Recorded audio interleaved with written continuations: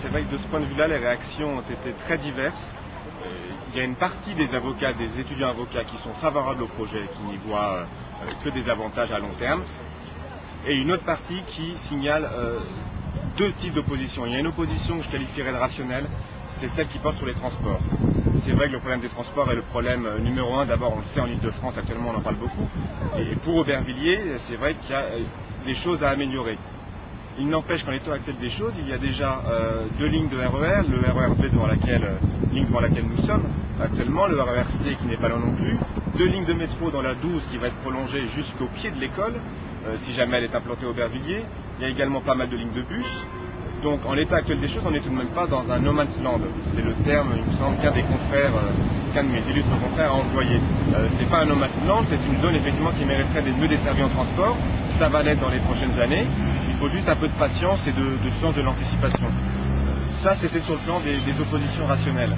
Au final, qui ne portent que sur un point, c'est les transports.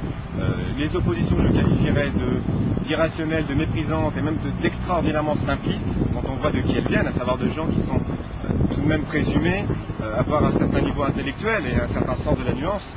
C'est des arguments du type la banlieue c'est moche, la banlieue c'est pas beau, la banlieue c'est dangereux.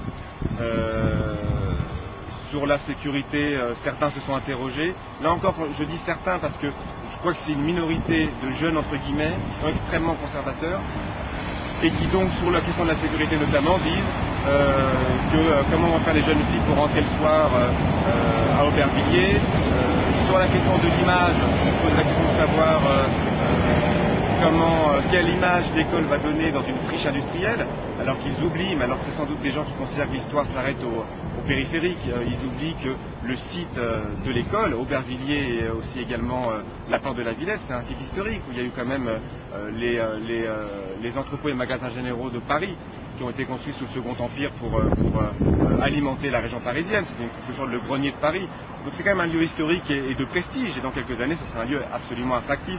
Il y a pas mal de projets universitaires d'ailleurs dans cette zone qui vont voir le jour.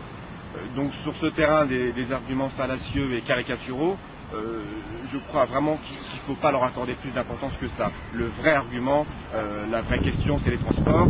Et effectivement, il y a des choses à dire, mais le tableau est loin d'être noir.